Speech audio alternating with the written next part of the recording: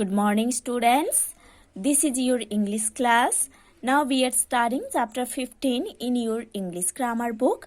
The topic is here, direct and indirect speech. Students, in the previous class, we have already studied the first part of this chapter. Today in this class, we are going to study the second part of this chapter. So students, let's open page number 83 in your English grammar book and start read from the top of the page. We use said in the direct speech. Okay, we use said in direct speech. हम direct speech में said use करते हैं. In the indirect speech, we use said or told plus object. Indirect speech में हम said use करते हैं या told use करते हैं प्लस उसके साथ ऑब्जेक्ट यूज होता है. ठीक है, again I am telling, direct speech में हम सेड यूज करते हैं जो कि रिपोर्टिंग वर्ब होता है. इनडायरेक्ट स्पीच में हम रिपोर्टिंग वर्ब सेड यूज करते हैं या टोल्ड यूज करते हैं प्लस उसके साथ ऑब्जेक्ट यूज होता है. Now see, example, Naman said, I am hungry. Okay, Naman said, I am hungry. Naman बोल रहा था कि मैं hungry हूँ. Naman said in the bracket that he was hungry. This sentence is correct. है ना? This indirect speech is correct. ठीक है, नमन बोल रहा था कि वो हंग्री था. ठीक है, देखो पहला जो हम पढ़े हैं ना sentence, Naman said I am hungry, Naman बोल रहा था मैं हंग्री हूँ, ये है डायरेक्ट स्पीच. जब इस स्पीच को इनडायरेक्ट में लिखा गया है तब ऐसे लिखा गया है, Naman said that he was hungry. Naman बोल रहा था कि वो हंग्री था.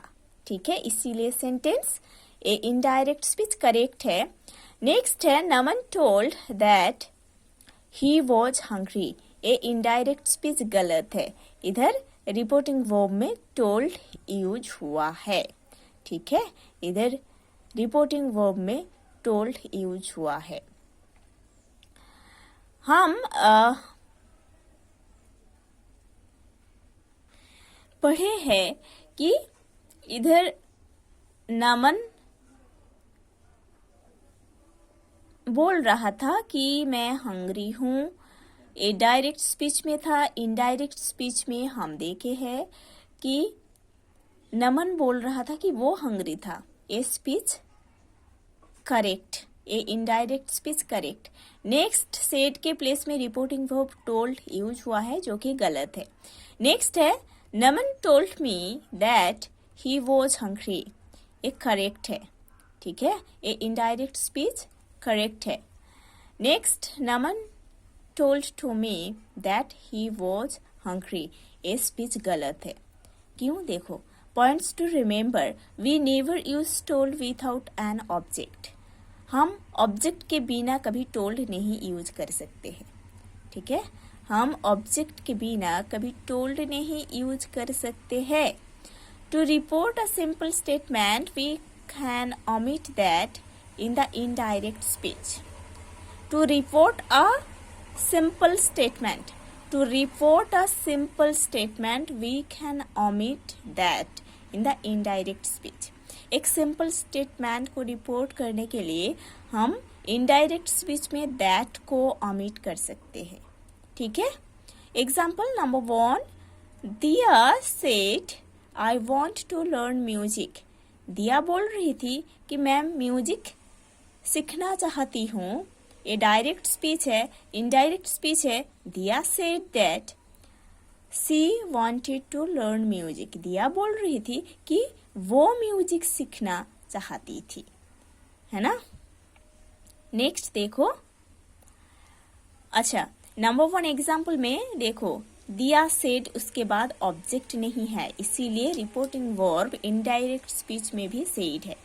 ठीक है, हम डायरेक्ट स्पीच में देखे हैं रिपोर्टिंग वर्ब सेड यूज हुआ है, सेड के बाद किसी ऑब्जेक्ट यूज नहीं हुआ है, इसीलिए इनडायरेक्ट स्पीच में हम रिपोर्टिंग वर्ब सेड के प्लेस में सेड ही यूज किए हैं, क्योंकि उसके बाद किसी ऑब्जेक्ट यूज नहीं हुआ है, इसीलिए सेड के प्लेस में इनडायरेक्ट में भी सेड यूज हुआ है।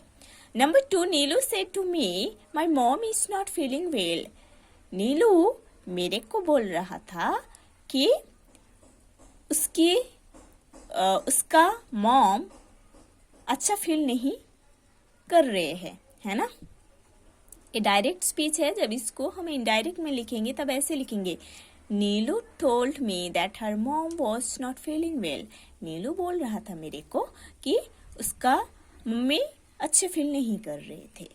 ठीक है, देखो नीलू सेड टू मी है ना, इधर ऑब्जेक्ट यूज हुआ है, इसीलिए नीलू के बाद इनडायरेक्ट स्पीच में टोल्ड यूज हुई है।